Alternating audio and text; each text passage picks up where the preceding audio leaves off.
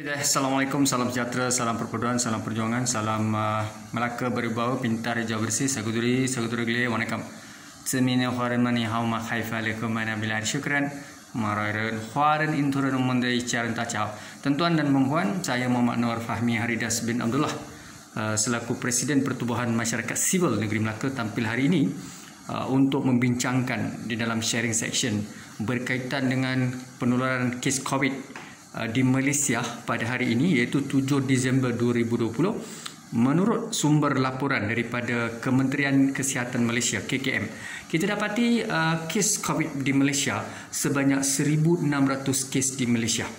Tuan-tuan dan puan, kalau kita bandingkan kes COVID di China pada hari ini, iaitu 7 Disember 2020 sebanyak 133 kes. 133 kes melibatkan rakyat 1.42 bilion.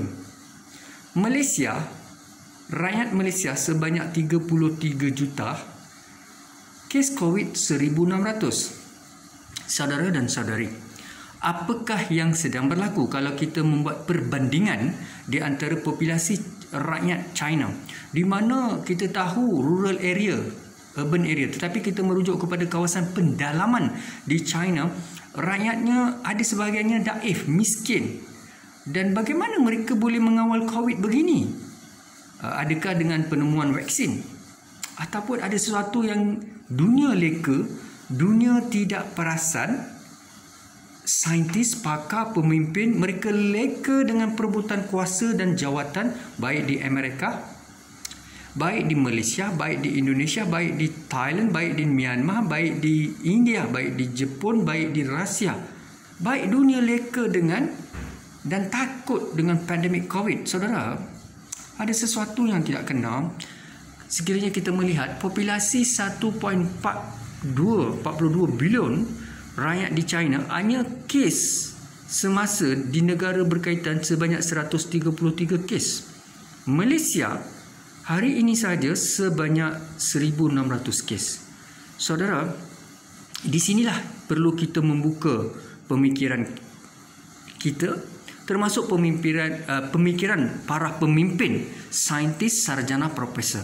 Saudara, saya telah menyarankan berkali-kali kepada kerajaan Malaysia, khususnya Yang Amat Berhormat Perdana Menteri dan juga Menteri Kewangan, seterusnya kepada Ketua Pengarah KKM, pelbagai cadangan melalui audio, video, surat rasmi. Cadangan saya kepada kerajaan adalah mahukan kerajaan menubuhkan di setiap negeri di Malaysia, Perlis, Kedah, Perak, Kelantan, Melaka, Sabah, Sarawak, Pulau Pinang, Terengganu, makmal yang beroperasi 24 jam, menempatkan hampir 5 hingga 10 saintis bergilir-gilir mencari vaksin, dan juga amalan Ayurveda. Saudara, kita di Malaysia mestilah percaya kepada kemampuan saintis Malaysia, profesor-profesor Malaysia, pakar perubatan Malaysia. Mengapa saintis kita, pakar perubatan kita amat mengharapkan bantuan pakar-pakar daripada luar negara, daripada China dan Barat? Di sinilah menjadi persoalan besar kepada negara ini dan kepada kita. Saudara dan saudari sekalian, saya mengharapkan kerajaan Malaysia, khususnya KKM, memohon kepada Yang Amat Berhormat Perdana Menteri dan juga Menteri Kewangan supaya memberi suntikan dana kepada makmal-makmal seluruh Malaysia bersaing-saing, berusaha siang dan malam mencari vaksin. Apa kata kalau kita ikhtiar? Tuhan tidak akan ubah nasib satu kaum apabila kaum itu tidak mahu mengubah nasibnya sendiri. Tuan-tuan dan puan, kalau kita tidak mahu ikhtiar, kita tidak yakin dengan diri kita sendiri, kita hanya mengharapkan keajaiban daripada China, Amerika, Rusia dan India. Di manakah kemampuan kita, pemikiran kritikal kita, usaha kita, ikhtiar kita? Saudara, saya hanya melontarkan pandangan. Kadang-kadang saya suka berfikir secara idealistik dan saya menyumbang pandangan kepada para pemimpin negara. Tuan-tuan dan puan, kita juga perlu sentiasa mematuhi SOP amaran, arahan, tegahan daripada KKM, agensi berkuasa, daripada pihak kerajaan.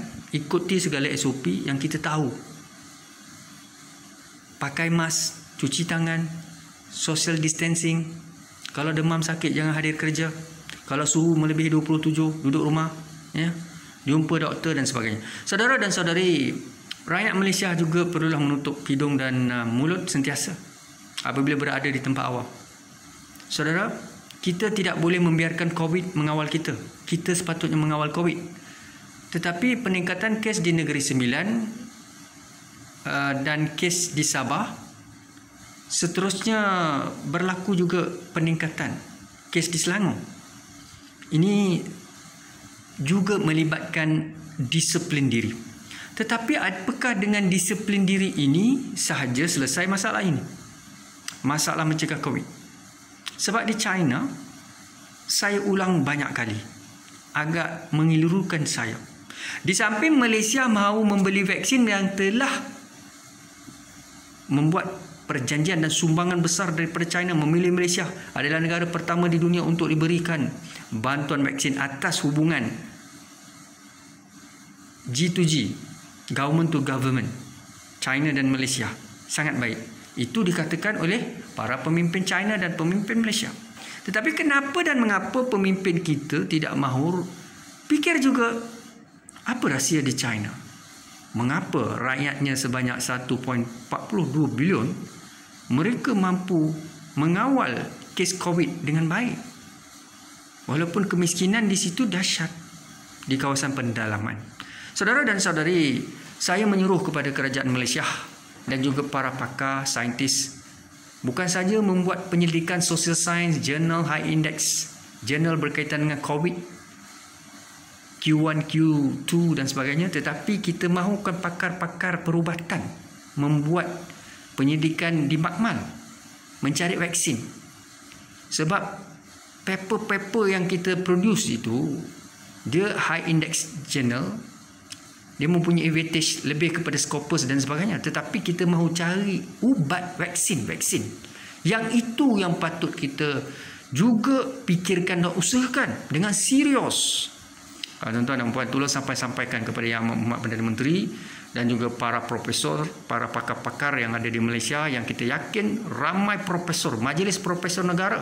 Majlis Profesor Negara, tolong sampaikan kepada Majlis Profesor Negara, kerana Majlis Profesor Negara bukan sahaja perlu fokus kepada Scopus paper Q1, Q2, tetapi tolonglah mencari pakar-pakar profesor dalam bidang perubatan, cari vaksin. Sarankan kepada Yang Amat Menteri Kewangan dan KPKKM dan seterusnya Yang Amat Perdana Menteri, wujudkan makmal di seluruh Malaysia seperti saya sarankan, berlumba-lumba mencari vaksin. Amalan kesihatan, jangan lupa makan buah-buahan seperti oren, sayur, vitamin C banyak secara natural dalam buah-buahan. Minum air kelapa muda. Itu adalah amalan untuk kesihatan. Tidak ada salahnya minum air kelapa muda, makan buah-buahan dan makan sayur. Kalau boleh masak di rumah. Kalau boleh. Saudara dan saudari, jagalah kesihatan.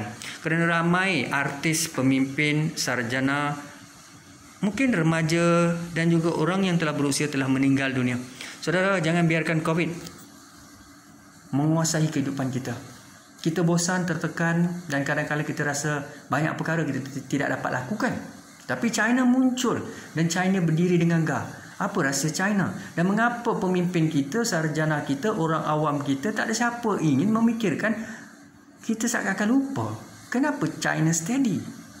Sedangkan mereka pada ketika di Hubei dan Wuhan, kritikal apabila berlakunya, cetusnya pandemik COVID-19. Saudara masih ingat bagaimana merananya China? Tapi hari ini China seakan-akan tidak ada masalah. Bebas. Mereka bergerak. Mereka terus berdaya saing. Ekonominya mampan, meningkat, tumbuh kembali. Tukaran mata wangnya meningkat. Ekonominya meningkat. Malahan mereka supply vaksin. Sekarang China, negara utama di dunia, menjual vaksin. Tidakkah saudara terperanjat dan mahu berfikir? Berfikirlah selalu. With that, syukran dan vanakkam sia-sia. Assalamualaikum warahmatullahi wabarakatuh.